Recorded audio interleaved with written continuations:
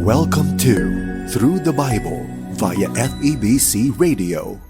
Join us in discovering the beauty and mystery of God's Word. Each study is amazing in its own way. Let's begin.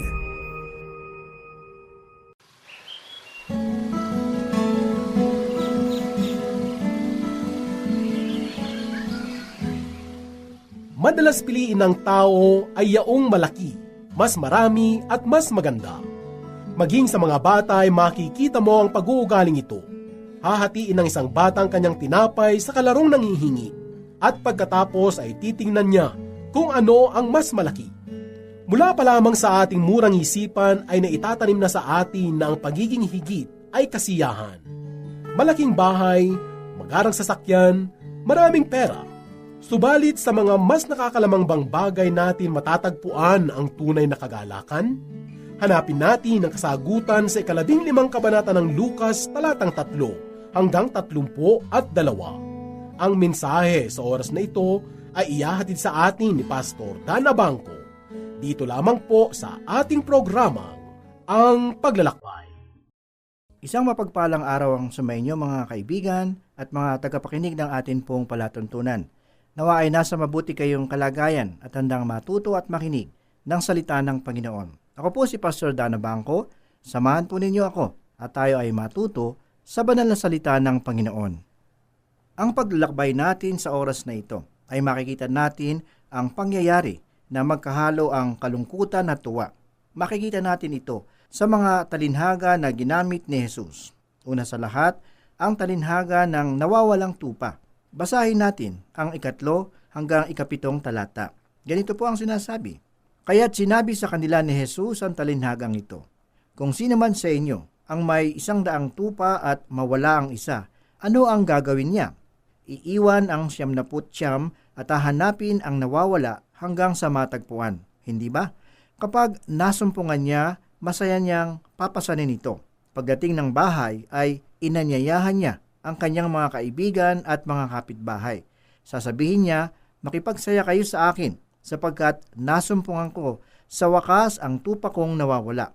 Sinasabi ko sa inyo, magkakaroon ng higit na kagalakan sa langit dahil sa isang makasalanang nagsisisi at tumalikod sa kanyang kasalanan kaysa 99 na matuwid na hindi nangangailangang magsisi. Ang pastol sa talinhagang ito ay walang iba kundi ang dakilang pastol, ang Panginoong Hesukristo. Tayo ang mga tupa. Ang pastol sa talinhaga na ating nabasa ay may 100 tupa at isa sa kanila ay nawala. Kung tutuusin, hindi naman malaking kawalan sana na mabawasan ng isa ang kawan. Sa 100 na tupa, kung mawala ang isa, ay mayroon pang 99 na natira. Subalit ang pastol na ito ay hindi nasiyahan sa 99 na tupa. Kaya nga't nang mawala ang isa sa 100, hindi siya nagsayang ng sandali at hinanap niya ang nawawalang tupa. Nang mahanapan niya ito, ay kanyang pinasan. Kapahayagan ito ng kalakasan. Dahil dito ay makikita natin ang isang katotohanan na ang dakilang pastol ay may kakayahang magligtas sa anumang kalagayan ng tao. Kung inyo pang maaalala, ang punong saserdote ng Israel ay may suot na epod. Sa balikat ng mga epod ay may 2 bato. Sa mga batong ito ay nakaukit ang mga pangalan ng 12 lipi ng Israel. 6 na lipi ang nakaukit sa isang bato at 6 naman sa kabila.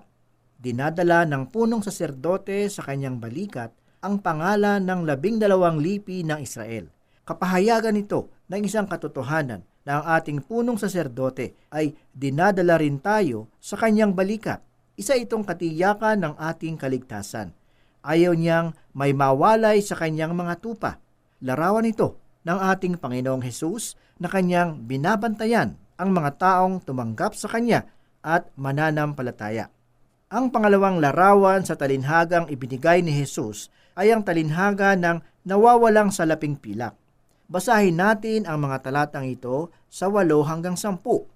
Kaya, kung ang isang babae ay may 10 salaping pilak at mawala ang isa, ano ang gagawin niya? Sisindihan niya ang ilaw, wawalisan ang bahay at hahanaping mabuti hanggang sa masumpungan ito, hindi ba? Kapag nasumpungan na ito, ay aanyayahan niya ang kanyang mga kaibigan at mga kapitbahay. Sasabihin niya, makipagsaya kayo sa akin sapagkat nasumpungan ko sa wakas ang nawawala kong salaping pilak.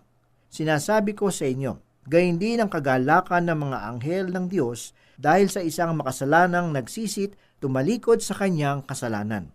Ang salaping pilak sa talinhagang ito ay bahagi ng kabuuang salapi. Kapag nawala ang isa sa mga salaping ito, ay mawawalang saysay ang kabuuang halaga ng salapi. Sa ating panahon ngayon, maging munting bata ay hindi pinapahalagahan ang 5 sentimo o di kaya ay 25 sentimo. Wala daw itong halaga at walang mabibili. Pilit namang ipinagdidiinan ng mga matanda na dapat natin itong bigyan ng halaga sapagkat hindi mo mabubuo ang 1 piso kung kulang ito ng kahit na 5 lamang. Ang babae sa talinhaga na ating nabasa ay kapahayagan ng banal na espiritu. Ang tungkulin nito ay siguruhin na ang bawat isang tumanggap sa Panginoong Hesus ay magmalasakit ng buhay na walang. Ang tungkulin nito ay siguraduhin na ang bawat isang tumanggap sa Panginoong Hesus ay magmalasakit ng buhay na walang hanggan. Ang bawat isang naligtas ay mahalaga para sa Kanya. Gaya ng aking nabanggit, si Lucas ay isang manggagamot at dalubhasa sa agham, subalit sa kabila nito, isa rin siyang malikhain. Siya ang natatanging manunulat na naglalahad ng kahangahangang talinhaga ng ating Panginoong Hesus. Walang ibang manunulat na gumawa nito upang ihayag sa atin. Simula sa talatang 11 ay mababasa natin ang simula ng bagong talinhaga. Ito ang talinhaga ng alibughang anak. Malimit nating ituon ang ating pansin sa anak na naglayas.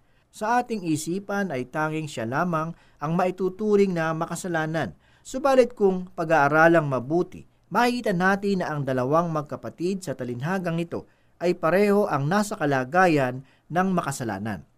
Basahin natin ang talinhagang 11. Ganito po ang sinasabi. Sinabi pa ni Jesus, isang tao ang may 2 anak na lalaki. Sa talinhagang ito ay makikita natin na agad ipinakita ng Panginoong Hesus ang mga pangyayari. Dahil dito ay para kung nakikita ang isang tahanang maayos at punong-puno ng pagmamahal. Dahil ang talinhagang ito ay kapahayagan ng pamilya ng Diyos na may kapayapaan. Ito ay isang tahanang masaya. Sa tahanang ito ay makikita ang katiwasayan, may kagalakan at pagmamahalan. Sa tahanang iyon ay may isang tao at ang taong iyon ay ang Diyos, ang Ama. At ang Ama na ito ay may 2 anak. Subalit kung tutuusin, marami pa siyang anak. Hindi lamang dadalawa. Ang 2 anak na ito ay kapahayagan ng mga anak ng Diyos. Isa sa 2 anak na iyon ay ang tinatawag na nakatatanda at isa sa kanila ay ang nakababata. Sa tahanan ngang iyon ay makikita ang ama at ang 2 anak na lalaki. Tunghayan natin ang mga sumunod pa na pangyayari sa tahanang iyon. Basahin natin ang talata 12 at 13. Ganito po ang sinasabi. Ang wika ng bunso sa ama, ibigay na po ninyo sa akin ang mamanahin ko at binahagi sa kanila ng ama ang kanyang ari-arian. Pagkalipas ng ilang araw, ipinagbili ng bunso ang kanyang ari-arian at nagtungo sa malayong lupain. Taglay ang buo niyang kayamanan at dooy nilustay na lahat sa diwastong pamumuhay. Sa matiwasay na tahanang ito, kung saan makikita mo ang lahat ng ninanais ng tao sa ibabaw ng mundo, pagmamahal, kagalakan at katiwasayan, ay makikita mo ang binhi ng pangkaraniwang bagay na ginawa ng nakababatang anak. Maaaring ganito ang kanyang sinabi, pagod na ako sa disiplina ng aking ama. Ayaw ko nang mamalagi dito. Gusto kong magkaroon ng kalayaan. Sa aking palagay ay may lugar na mas magandang puntahan at doon ay mas gaganda ang aking buhay. Ito marahil ang mga tinunan ng nakababatang anak sa kanyang sarili. Maaaring tumanaw sa bintana ang anak at muli ay kanyang sinabi sa kanyang sarili, kung makakaalis lamang ako dito at magsasarili, iyon ay marahil ang pinakamagandang mangyayari sa aking buhay. Ayaw niya sa tahanan ng kanyang ama. Ayaw niyang mamalagi sa kanyang piling. Dahil dito ay ibinigay ng ama ang mamanahin sa nakababatang anak. Makikita na ang isang katotohanan na walang anumang nasa anak na hindi ibinigay ng kanyang ama. Hindi niya nakuha ang mga iyon nang dahil sa kanyang sariling kakayahan. Hindi niya ito nakuha sapagkat siya ay matalino, at hindi niya ito nakuha dahil pinaghirapan niya ito. Ang mga salapi na nasa kanyang bulsa ay kanyang nakamit dahil mapagbigay ang kanyang ama. Dahil dito, nagtungo sa malayong lugar ang anak na iyon. Sa talinhagang ito ay inilarawan din ang lugar na pinuntahan ng anak. Sa mga lugar na iyon ay kanyang natagpuan ang lahat ng kalayawan sa buhay. Nagpakasawa siya sa pagsasaya, pinasok niya marahil ang lahat ng mga bahay aliwan. Magagawa niya ito sapagkat marami siyang pera. At kung marami kang pera, marami kang magiging kaibigan. Sa katunayan, mapipili mo pa ang mga kaibigang nais mo. Nang mga panahong iyon ay nagpakasaya siya sa ganoong klase ng buhay. Nagpakasawa siya sa kasalanan sa lugar na iyon. Maaaring ito ang larawan ng lugar na pinuntahan ng anak. Bagamat hindi tuwirang inilarawan sa talinhagang ito ang mga bagay na ginawa ng anak na iyon. Subalit dumating ang panahon na naubos ang kayamanan na kanyang dala. Wala nang isamang kusing na natira sa kanyang bulsa. Ganito ang mababasa sa talatang 14. Nang malustay na niya ang kanyang kayamanan, nagkaroon ng matinding tagutom sa lupain niyaon at nagdalita siya. Sa talatang ito ay makikita natin na hindi lamang siya ang naghihirap, ang buong lugar ay nasa paghihirap.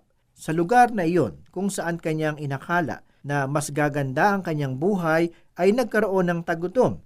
Nagkaroon ng tagutom sa lupaing iyon at hindi alam ng anak na iyon kung ano ang kanyang gagawin. Bukod dito ay takot na siyang umuwi sa tahanan na kanyang pinagmulan. Hindi naman sana siya dapat matakot, subalit ito ang kanyang nararamdaman ng oras na iyon. Sa pagkakataong iyon ay wala na siyang magagawa.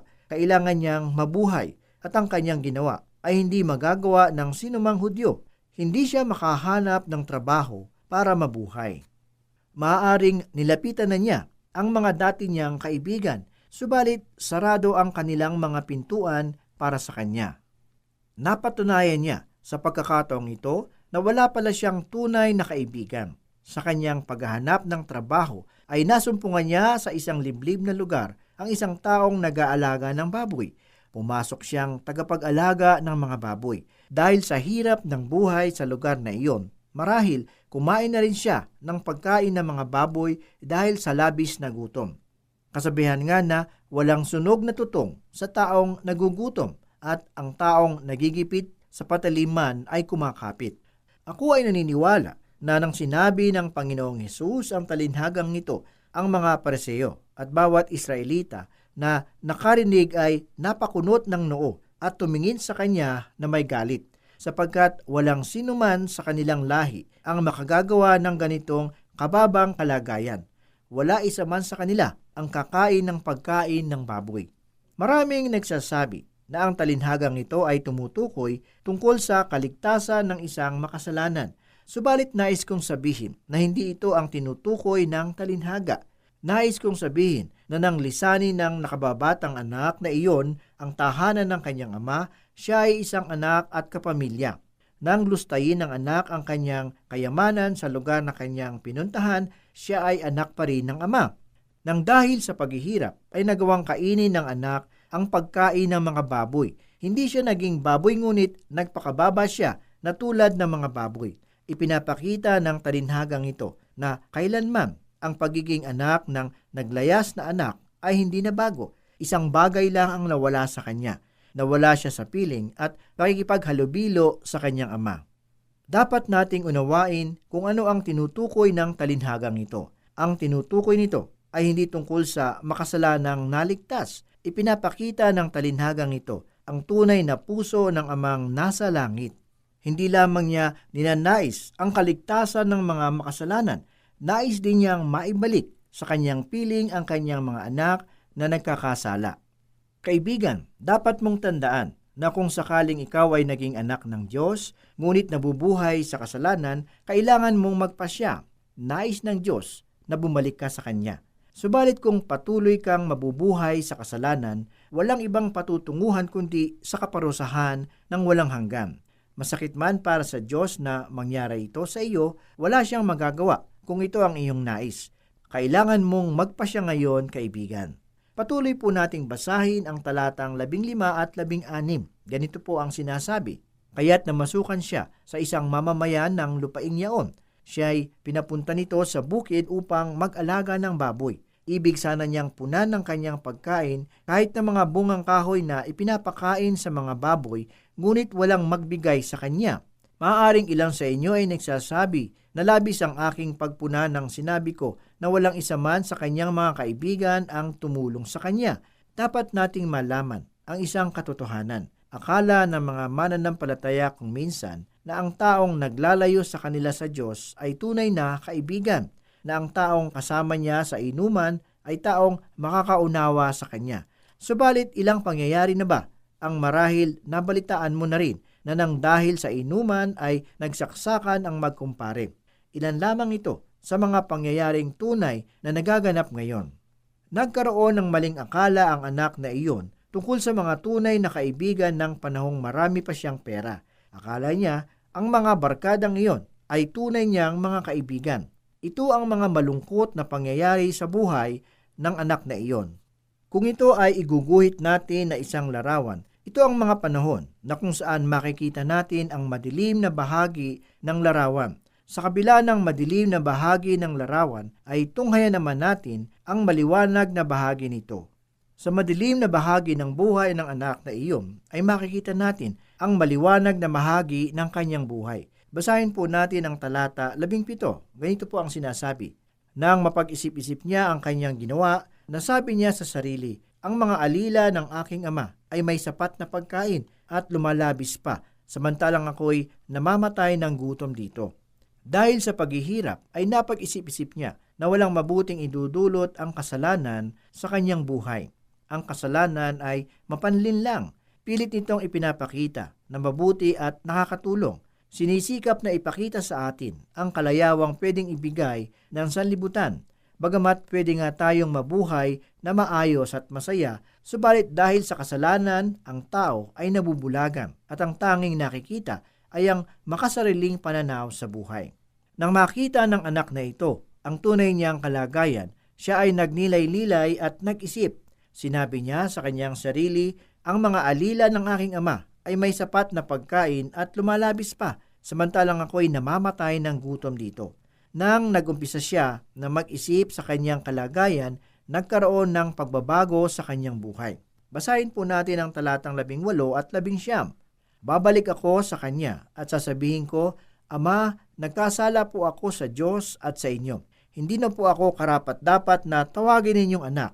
Ibilang na lamang ninyo akong isa sa inyong mga alila. Nagbalik sa gunita at isipan ng anak na naglaya siya sa tahanang masaya at payapa. Lingid sa kanya, naroon ang ama na nakadungaw sa bintana at naghihintay sa muling pagbabalik ng anak na naglayas. At nang matanaw ang kanyang anak sa di kalayuan at papauwi, nagayon na lamang ang kanyang kagalakan. Hindi niya inisip na parurusahan ito dahil sa kanyang mga ginawa. Bagkus, patuloy niyang ipinadama ang pagmamahal sa kabila ng kasalanan na kanyang nagawa. Nang marinig ng mga tao ang bahagi ng talinhagang ito, maaaring napangiti sila at makikita ang kagalakan sa kanilang mga mata. Marahil ilan sa kanila ay nagsasabi sa sarili na kapag sila ang nasa kalagayan ng ama ay parurusahan nila ang anak na naglayas. Sa kabila ng kahihiyan na kanyang ibinigay sa pamilya ay mayroon pa siyang mukha na ihaharap sa amang labis na nagmamahal sa kanya. Subalit hindi ganito ang makikita sa talinhaga. Sa kabila ng mga kasalanang nagawa ng anak, tinanggap pa rin siya ng ama na magpasya siyang iwanan ang kasalanan at muling bumalik sa piling ng ama. Basahin natin ang naging tugon at damdamin ng ama nang matanaw na paparating ang kanyang anak. Ganito ang sinasabi sa talatang 20, at tumindig siya at pumaroon sa kanyang ama. Malayo pa'y natanawan na siya ng ama at ito'y labis na nahabag sa kanya, kaya't patakbo siyang sinalubong, niyakap at hinagkan. Halos basahan na ang itsura ng anak na iyon sa labis ng paghihirap at marahil ay amoy baboy siya. Subalit nakita siya ng ama sa hindi kalayuan, patakbong sinalubong ng ama at siya ay niyakap at hinagkan. Basahin natin ang naging tugon ng anak sa talatang 21. Sinabi ng anak, Ama, nagkasala po ako sa Diyos at sa inyo. Hindi na po ako karapat-dapat na tawagin ninyong anak. Sa tagpong ito ay kanyang sinabi sa ama ang mga katagang kanyang binalak sabihin nang siya ay nasa malayong lugar at naghihirap. Marahil, habang siya ay naglalakbay pabalik sa piling ng kanyang ama, paulit-ulit niya itong binibigkas. Ginawa niya ito upang sa ganoon maging handa siya sa pagkikita nila ng kanyang ama. At nang sandaling sila ay magkita, sinabi niya, Ama, nagkasala po ako sa Diyos at sa inyo. Hindi na po ako karapat-dapat na tawagin ninyong anak. Kasalukuyan pa lamang niya itong sinasabi sa kanyang ama nang pinatigil siya sa pagsasalita. At ang mga sumunod na pangyayari ay mababasa sa mga talatang 22 hanggang 24. Ngunit tinawag ng ama ang kanyang mga alila. Madali, dalhin ninyo dito ang pinakamahusay na damit at isuot sa kanya. Suotan siya ng singsing at panyapak. Kunin ang pinatabangguya at patayin. Kumain tayo at magsaya, sapagkat namatay na ang anak kong ito, ngunit muling nabuhay, na wala ngunit nasumpungan. At sila'y nagsaya. Kaibigan, sa sandali na tayo ay lalapit sa Diyos at magsisisi ng mga kasalanan, patatawarin niya tayo sa ating mga kasalanan at tayo ay kanyang lilinisin sa lahat ng karamihan. Kailangan nating lumapit sa kanya tulad ng alibughang anak. Ama, nagkasala po ako sa Diyos at sa inyo. Hindi na po ako karapat-dapat na tawagin ninyong anak. Dahil dito ay sasabihin ng ama na kailanman ay hindi kita gagawing alila, sapagkat ikaw ay aking anak. Lilinisin kita at ikaw ay aking patatawarin. Subalit sa talinhagang ito ay mayroon pang isa na alibughang anak. Basahin natin ang mga talatang 25 hanggang 28. Ganito po ang sinasabi. Nasa bukid noon ang anak na panganay. Umuwi siya at nang malapit na sa bahay ay narinig niya ang tugtugan at sayawan. Tinawag niya ang isa sa mga alila at tinanong, Bakit? May ano sa atin? Dumating po ang inyong kapatid, tugon ng alila. Ipinapatay ng inyong ama ang pinatabangguya sapagkat nagbalik siyang buhay at walang sakit. Nagalit ang panganay, ayaw itong pumasok sa bahay. Kaya't lumabas ang kanyang ama at inamo-amo siya. Sa talinhagang ito, masasabi ko na ang nakatatandang anak ang tunay na alibughang anak. Nagalit siya nang kanyang malaman na ang kanyang nakababatang kapatid ay nagbalik at ipinaganda pa siya ng kanyang ama. Dahil sa galit, hindi siya pumasok sa kanilang bahay upang magdiwang dahil bumalik na ang kanyang kapatid na matagal nang hinihintay ng kanyang ama. Dahil dito ay lumabas ang ama at inanyayahan siya sa loob. Basahin natin ang kanyang naging sagot sa mga talatang 20 hanggang 32. Ngunit sinabi nito, Pinaglingkuran ko po kayo sa loob ng maraming taon at kailanmay hindi po kayo sinuway.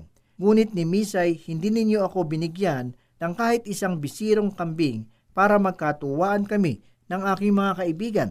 Subalit nang dumating ang anak ninyong lumustay ng inyong kabuhayan sa masamang babae, ipinagpatay pa ninyo ng pinatabangguya. Sumagot ang ama, Anak, lagi kitang kapiling. Ang lahat ng ari-arian ko'y sa iyo. Ngunit dapat tayong magsaya at magalak, sapagkat namatay na ang kapatid mo, ngunit muling nabuhay. Nawala, ngunit nasumpungan. Maraming mananampalataya ang tulad ng nakatatandang kapatid. Nagahari sa kanila ang inggit, paninibugho at makasarili. Dahil dito ay makikilala natin ang tunay na kalagayan ng nakatatandang kapatid. Subalit dahil sa labis na pagmamahal ng ama, ang pintuan ng kanyang tahanan ay bukas para sa lahat. Kung ikaw, kaibigan, ay tulad ng anak na naglayas, maaari kang bumalik sa piling ng ama sa pamamagitan ng pagtanggap sa tunay mong kalagayan at paghingi ng kapatawaran sa Diyos. Maaring tulad ka ng nakatatandang anak na nagsikap sundin ang kalooban ng ama, subalit ayaw mong magdiwang dahil sa kaligtasan ng iba. Kaibigan, suriin mo ang iyong sarili sa oras na ito. Kailangan mong malaman na kailanman ay hindi ka maituturing na anak ng ama kung hindi ka mananalig sa Diyos bilang iyong sariling tagapagligtas. Magiging anak ka lamang ng Diyos kung mananalig ka sa Kanya ng lubusan. Sapagkat sinabi sa Juan 1:12, datapwat ang lahat ng tumanggap sa Kanya ay pinagkalooban niya ng karapatang maging anak ng Diyos. Sa makatuwid bagay, ang lahat ng sumampalataya sa kanyang pangalan.